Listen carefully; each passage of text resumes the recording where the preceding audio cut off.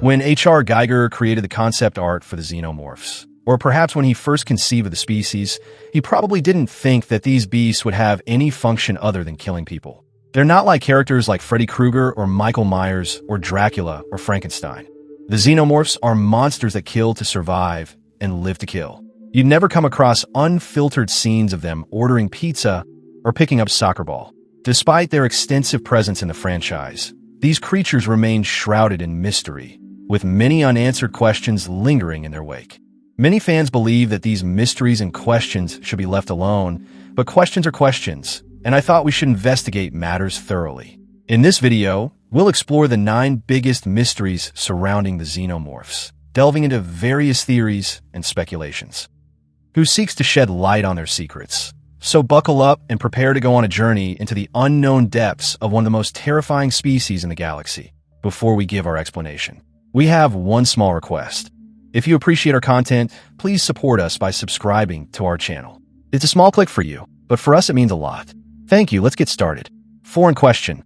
What is the ultimate purpose of a xenomorph? Xenomorphs had no other role than to spread space horror and alien terror. But that changed with the 6th issue of a 2021 Marvel comic, written by Philip Kennedy Johnson and illustrated by Salvador Larocca.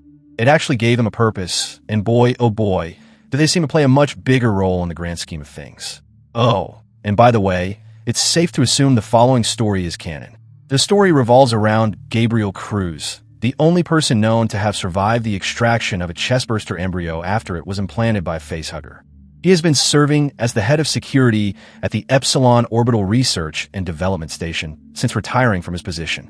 His son Danny infiltrates Epsilon and exposes the truth about Weyland-Yutani to the world, but little did they know that the station had been overrun by xenomorphs and Danny and his team were ill-prepared for the horrors that awaited them. In a sudden turn of events, Gabriel is tasked with extracting the alpha specimen from Epsilon to avoid being charged with corporate espionage.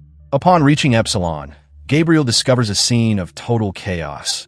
Everyone is either dead or impregnated, and the only survivor is Danny's girlfriend and team leader Iris. With time running out, Gabriel must act quickly to save his son from being cocooned and turned into a facehugger by the dastardly creatures. Additionally, this issue delves into the psyche of a person implanted with a chestburster embryo.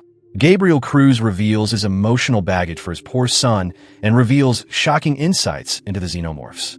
We learned that facehuggers don't just implant embryos into their hosts. Once they attach to a guest, they become connected to the Xenomorph's hive mind. In Gabriel's unconscious state, he bore witness to the terrifying extent of this hive mind, seeing the Xenomorphs that took down his team, as well as those millions of miles away, including the Xenomorphs' creators themselves.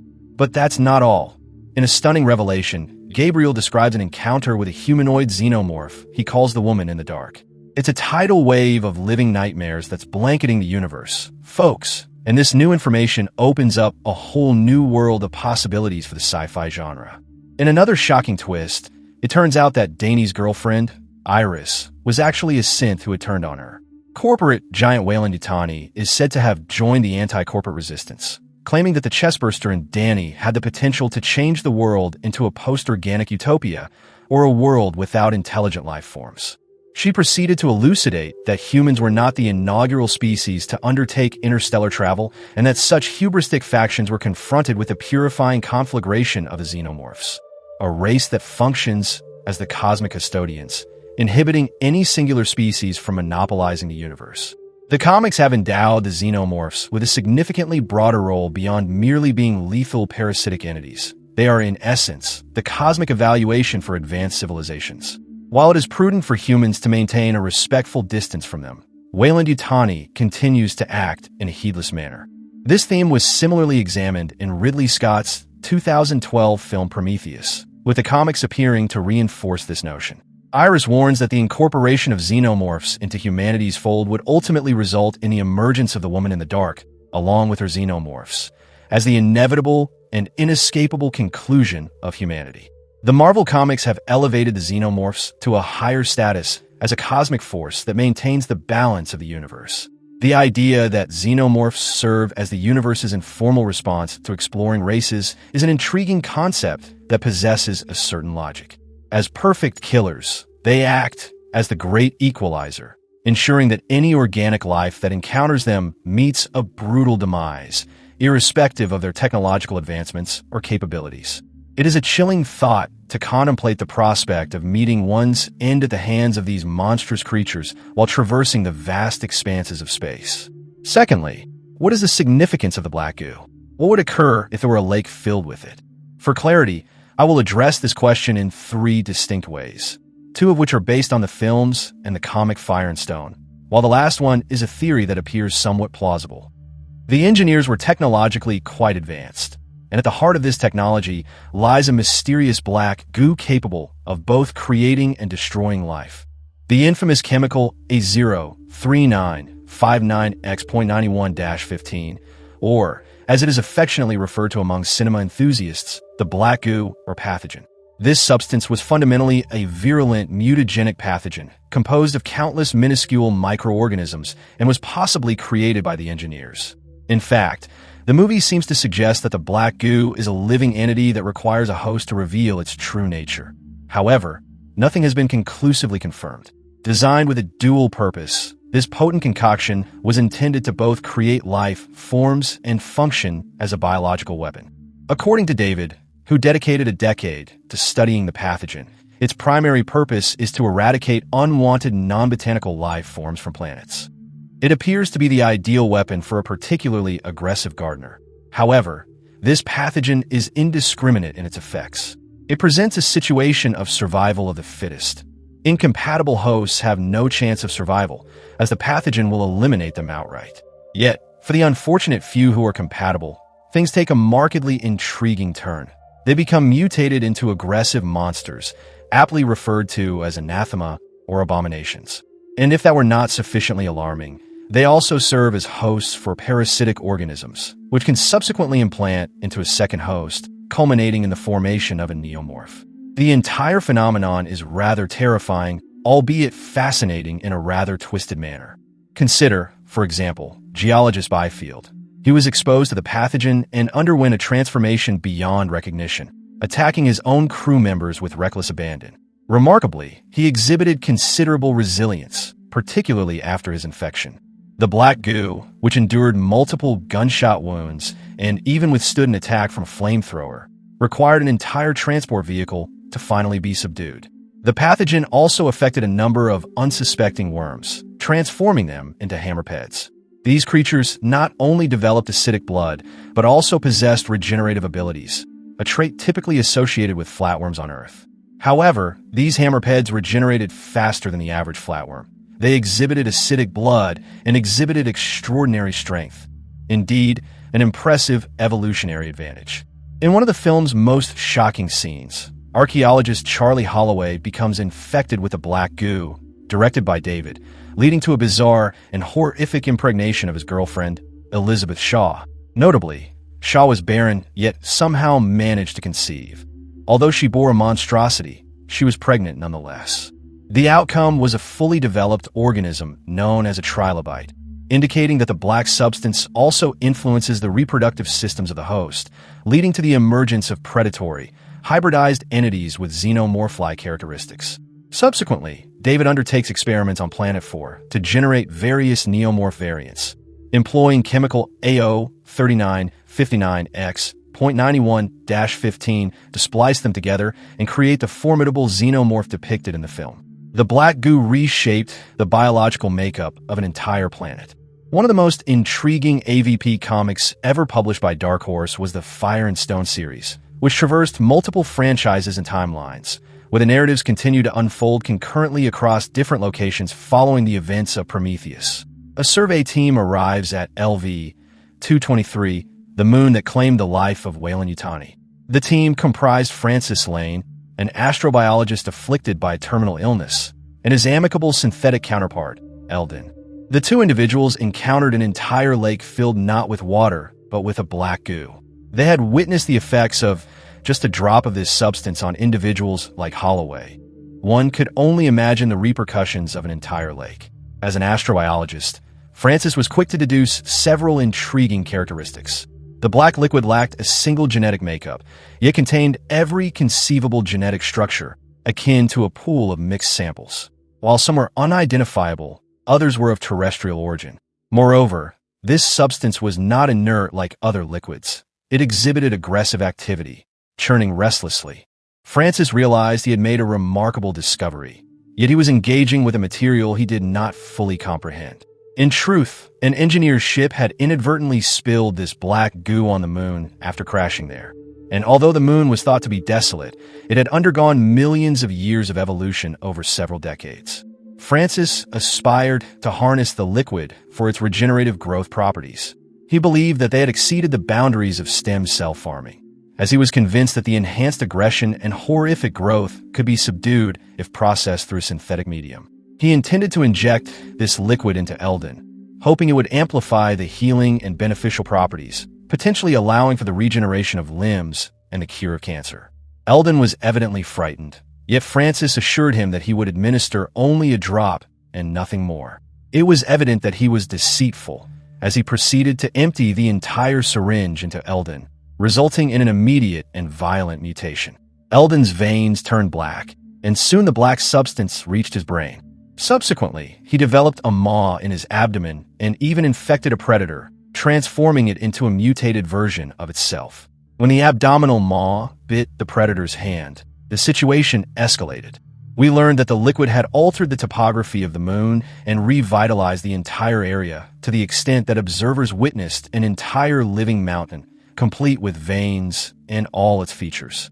A few survivors found themselves inside this mountain with no means of escape, and as the walls of the living mountain began to merge, Eldon initiated a merging process with the wall, creating an opening for the survivors to flee through. Thus, Eldon became one with the mountain and, by extension, with the moon itself. The natural evolution theory. One theory suggests that the engineers encountered the xenomorphs in their fully evolved state, in their current form. However, they recognized that these biometallic entities were the ideal killing machines and sought to harness their powers. Consequently, they dismantled the xenomorphs down to their very DNA, extracting the goo, or at the very least, the fundamental material for which the black goo was derived, then utilized it as an agent to propagate beings in their image on other planets or to annihilate other civilizations. Upon reflection, both the black liquid and the xenomorphs can be classified as living parasites, which lends a degree of coherence to the concept. Number 3 involves an exploration of the true purpose of the space jockey and their relationship with the xenomorphs. In 1979, director Ridley Scott delivered an iconic film that would forever redefine the sci-fi horror genre. The movie introduced audiences to a creature that would become synonymous with terror, the xenomorph. However, the film's opening scenes unveiled something equally intriguing and unsettling: a colossal alien being referred to as the pilot. Fast forward to 2012, and Scott returns to the franchise he created to illuminate the enigmatic space jockey and the origins of the xenomorphs. Prometheus and its sequel, Alien Covenant, delve deeper into the universe and provide further insights into the pilots, now known as the space jockey or the engineers. This character weaves together a complex web of mythology that deepens the richness of the story's already expansive lore. In the original Alien, the Nostromo encounters the pilot while investigating a distress signal on LV-426. This enigmatic figure possesses an imposing physical appearance, characterized by a trunk reminiscent of an elephant and a chest cavity that appears to have been torn open from within. Additionally, the crew uncovers a chamber filled with egg-like cocoons, one of which hatches and releases the Facehugger upon the unfortunate crew member Kane. Designed by artist H.R. Geiger and brought to life by Ron Cobb, the pilot's formidable presence and enigmatic backstory have intrigued many. Cobb even provided an expanded narrative for the creature, suggesting that it belonged to a race of explorers or perhaps archaeologists, who first made contact with the xenomorphs before being wiped out by these biometallic monsters. Naturally, with the pilots gone, the xenomorphs found themselves stranded on the planet. However, Ridley Scott had other plans for the franchise's future with his return in Prometheus. In this film, director Ridley Scott sought to explore the origins of the xenomorphs, delving deep into the engineered nature of the franchise's titular creature. The film's opening introduces us to the engineers, an ancient race of tall, bald, and pale extraterrestrials responsible for seeding life on countless planets with their advanced genetic engineering technology.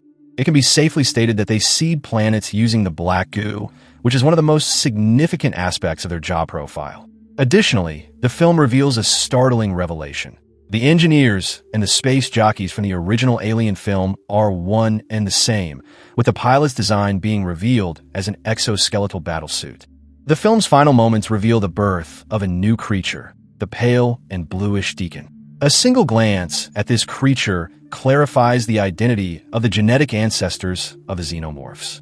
5 years after the release of Prometheus, Alien, Covenant provided additional insight into the origins of the iconic Xenomorphs. It becomes evident that the villainous and genocidal android, David, was the true architect behind these terrifying creatures.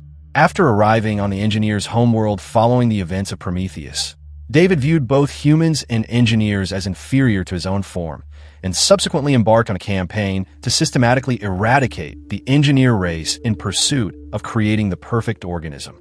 David built upon the genetic breakthroughs established by the engineers, ultimately engineering the Xenomorph in its well-known form. The film's central theme resonates with the Prometheus mythology, as Prometheus's tale is frequently interpreted as a cautionary narrative.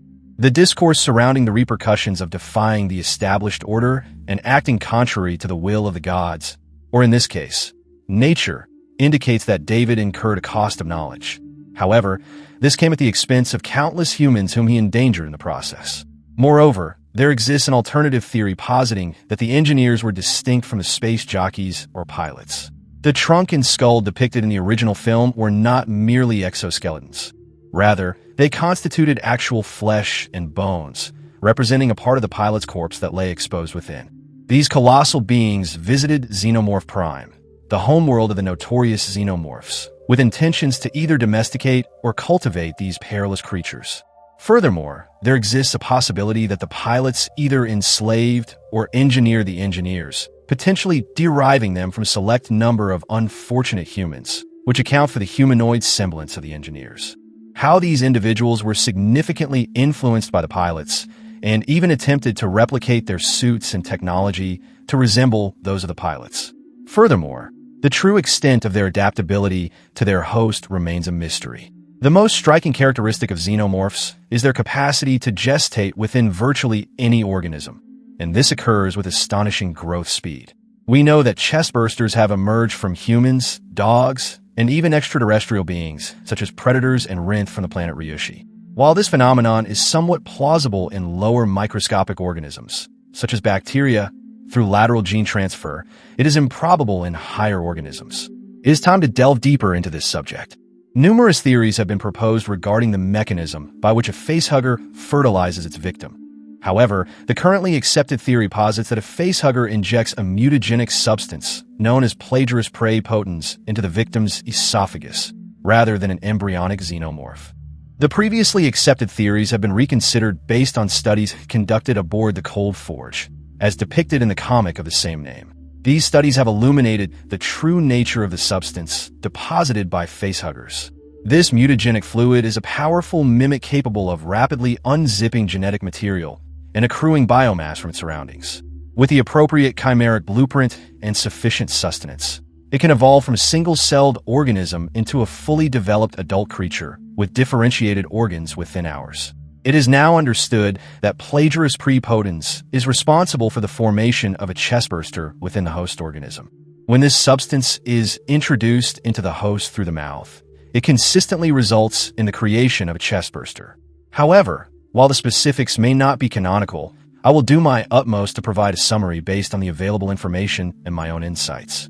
The mutagen transforms the host's internal physiology on molecular and cellular level, resulting in the emergence of a chestburster.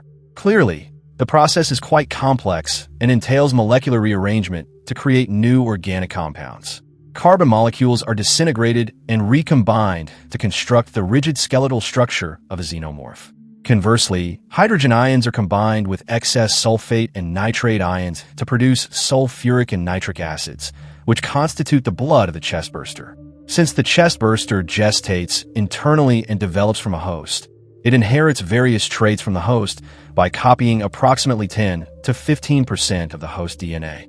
This is why predaliens possess yautja, mandibles, and runner xenomorphs are quadrupedal. Regarding the gestation period, it differs from one host to another, However, royal chestbursters require the most extended time to gestate.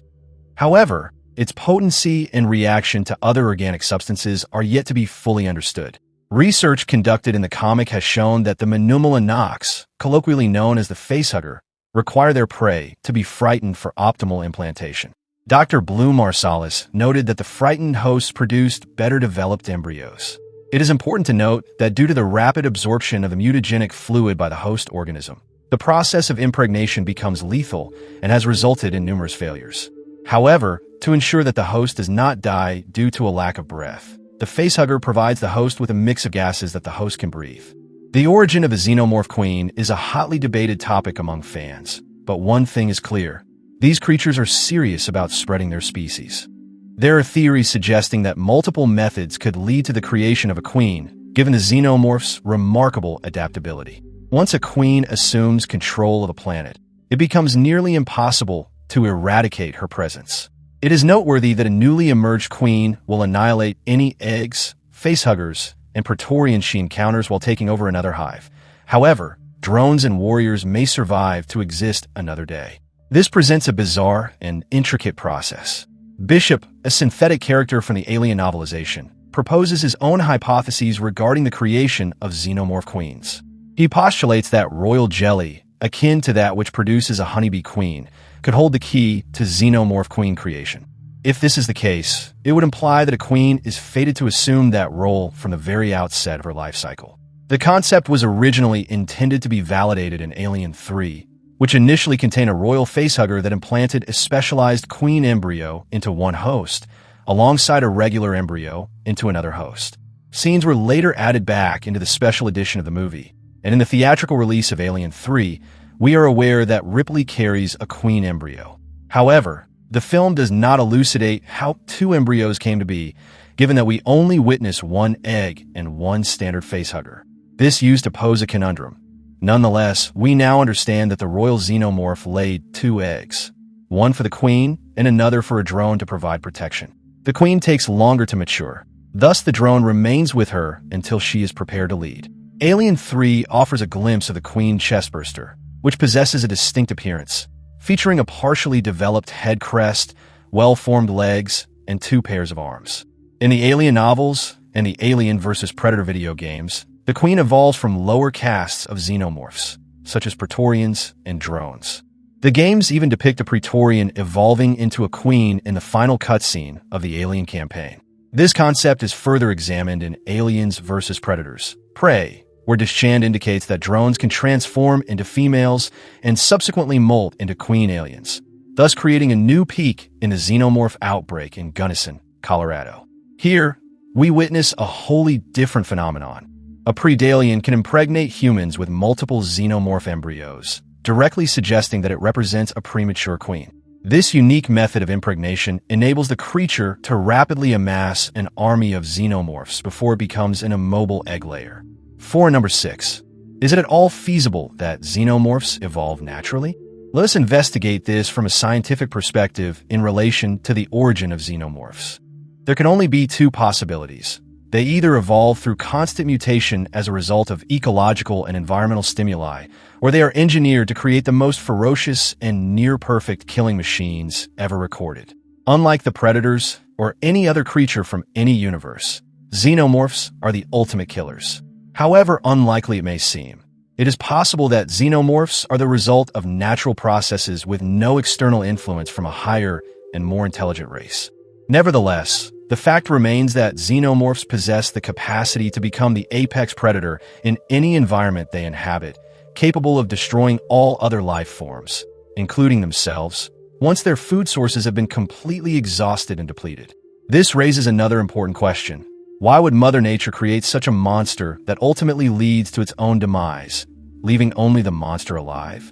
Furthermore, the films have heavily implied that the xenomorphs were essentially the creation of engineers, and this process was both expedited and distorted by the interference of David in Ridley Scott's later films, who sought to design the perfect organism that would surpass all others. This scenario leads us to consider another possibility, that someone conducted experiments on an alien species to produce the xenomorphs as they exist today. From a scientific standpoint, no reasonable natural environment would facilitate the evolution of such a species. The strongest argument supporting this notion is that it is implausible for a single organism to assimilate the genetic material of creatures from entirely different biomes and planets, particularly among higher organisms. Moreover, such a mutation would not arise naturally, as mutations typically occur in response to biological and environmental pressures. However, the xenomorphs demonstrate an ability to achieve this. This feat, showcasing their protein structure and genetic material as remarkably malleable, cannot occur unless their biology has been altered at a cellular level due to some form of augmentation or technological manipulation. Therefore, the only plausible explanation is that a higher intelligence has modified the xenomorph DNA, enabling its offspring to coexist within organisms with widely different genetic structures from various planets. This modification facilitates the retention of similarities with their kind, while also preserving certain traits of the host species, which would aid in their survival on the host planet. How else could a predalien coordinate with other aliens, and to such an extent that they all willingly sacrifice themselves for a queen? It is evident that possessing such a multitude of abilities within a single organism would contradict the principle of natural balance.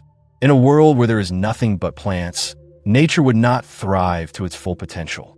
Furthermore, it is conceivable that the xenomorphs might start to target plants when all other food sources have been depleted. Moving to point number 7. How intelligent are the xenomorphs? Ridley Scott had originally intended an alternate ending for his film, in which the xenomorph would kill Ripley and subsequently communicate with Earth, transmitting Ripley's voice to inform humanity of her return. We certainly avoided a grave outcome there. It is important to note, however, that the creators believe that xenomorphs possess capabilities far beyond what their role implies.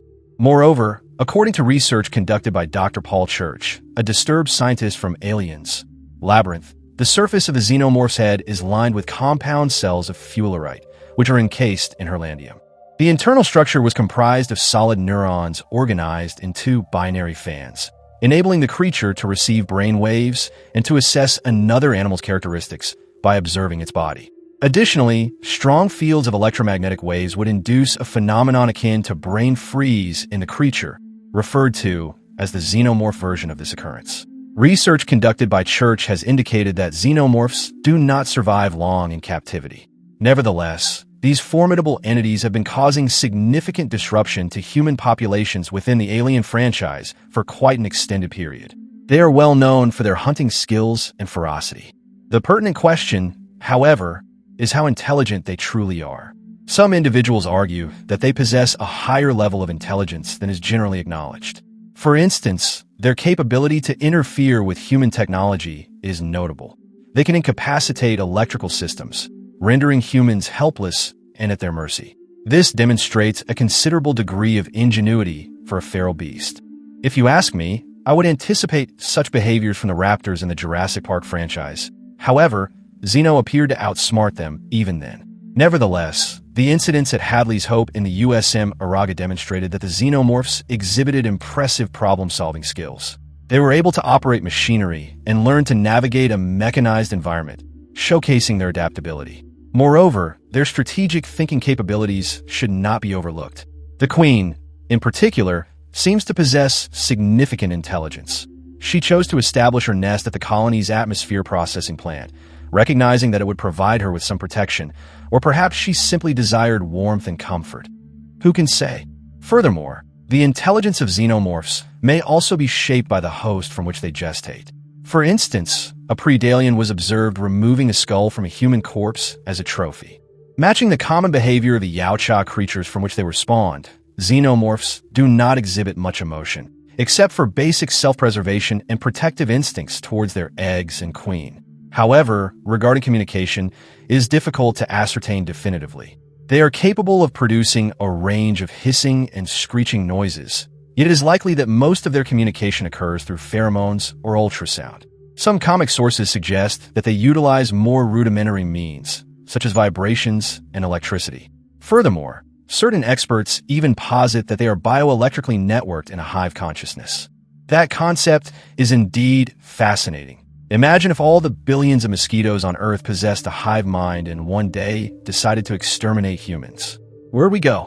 This idea somewhat resembles the plot of a cult classic B-movie. Nevertheless, perhaps the most intriguing aspect of these creatures is their ability to inherit memories genetically. That implies that they essentially possess access to millions of years of memories passed down from generation to generation, and these memories extend beyond mere basic instincts. They may include specific events experienced by earlier generations. This presents a significant potential for learning. Overall, xenomorphs may exhibit more intelligence than we tend to acknowledge. While their emotional expressions appear limited, primarily focused on self-preservation and the safeguarding of their eggs and queen, they are undoubtedly capable of learning and problem-solving. Regarding the average lifespan of a xenomorph, to be completely candid, we can only hypothesize and speculate on their true lifespan, as there has been scarcely any credible evidence indicating that a xenomorph has died of natural causes associated with aging. Nevertheless, let us strive to address this question as thoroughly as possible. An organism's lifespan is a critical factor determined by a complex interplay of various elements. Between its environment and personal biology, the environment plays a significant role in determining the lifespan of an organism, as it influences various aspects of its life, such as access to resources, predation, and disease. For instance, organisms living in less stressful environments with abundant resources tend to have longer lifespans, given their access to a sufficient supply of food and water. Personal biology also plays a crucial role in the determination of lifespan. Genetic factors, such as the presence of certain genes that promote longevity, can significantly increase an organism's lifespan. Additionally, physiological factors such as an organism's ability to repair cellular damage and resist diseases can also impact its lifespan. Furthermore, the relationship between an organism's environment and its personal biology is bidirectional. For example, in response to environmental stressors such as high temperatures, some organisms may develop heat shock proteins that help protect them from heat-induced damage. Such adaptations can extend an organism's lifespan in a particular environment. However, why am I discussing this and not the xenomorphs? Well, these organisms are well equipped with numerous features that allow them to have an exceptionally long lifespan. The queen is remarkably durable, a fact well established in the Alien vs. Predator franchise. While humans would consider the environment harsh and hostile, the xenomorph queen appears to thrive there for over 1,000 years, emerging in a healthy and vigorous form. The xenomorphs can endure at least a century, if not longer. Thus, although a xenomorph may seem biometallic, its body is partly composed of a highly elastic and durable polymer that even protects it from its own blood.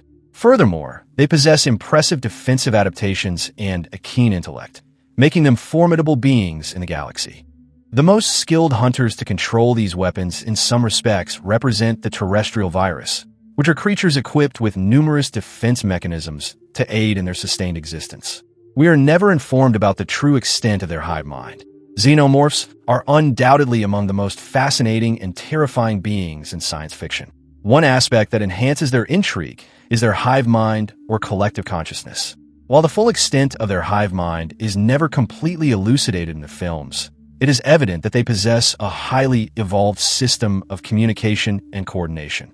Utilizing sociality with a concept of a hive mind forms the cornerstone of the xenomorph social structure. Xenomorphs operate as a superorganism with a singular mind overseeing multiple bodies, all of which are devoted to a singular objective.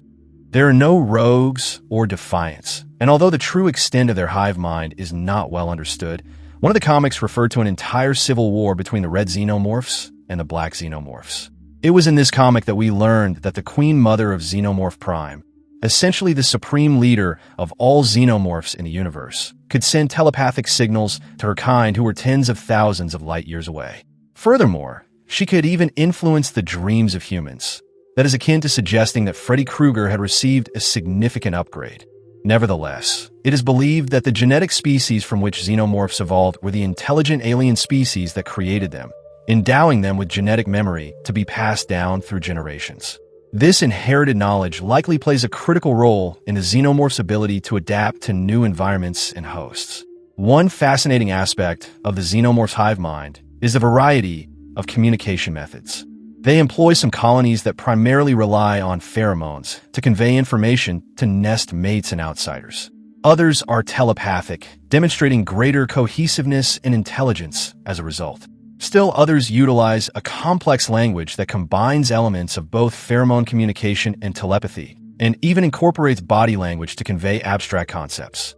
Perhaps the most intriguing aspect of the Xenomorph's hive mind is the degree to which individual Xenomorphs can develop their own personalities and idiosyncrasies as they adapt to new hosts and environments. They acquire genetic memory and develop unique traits. This suggests that the Xenomorph's hive mind is not monolithic, but rather a dynamic and ever-evolving entity that is shaped by the experiences of its individual members.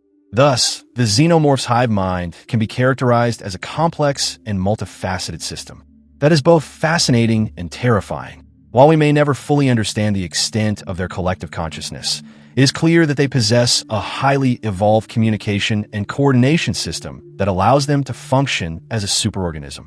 Whether communicating through pheromones, telepathy, or a combination of both, the Xenomorph's hive mind is a testament to the power of collective intelligence. In conclusion, while the unsolved mysteries surrounding the Xenomorphs may frustrate some fans, they ultimately add to the richness and longevity of the franchise. These unanswered questions provide endless fodder for fan theories, discussions, and debates, keeping the community engaged and active. They also allow for a level of intrigue and mystery that keeps viewers on the edge of their seats. The anticipation of what may come next, whether it pertains to the origins of the Xenomorphs, their complex biology, or their seemingly supernatural abilities, has become an integral part of the Alien universe. These mysteries will undoubtedly continue to captivate and inspire audiences for years to come. The enigma is both mysterious and ominous, enhancing the frightening aspects of the narrative. Furthermore, it would be quite detrimental if attempts were made to over-explain everything through an absurd prequel focused on engineers that also seeks to commercialize the Xenomorphs, as this would ultimately compromise the entire atmosphere of the franchise. At times, it is more beneficial to allow the audience to exercise their own imagination rather than providing a detailed explanation that diminishes the franchise's mystique. That concludes this video. Thank you for watching, and please stay safe and have a wonderful day.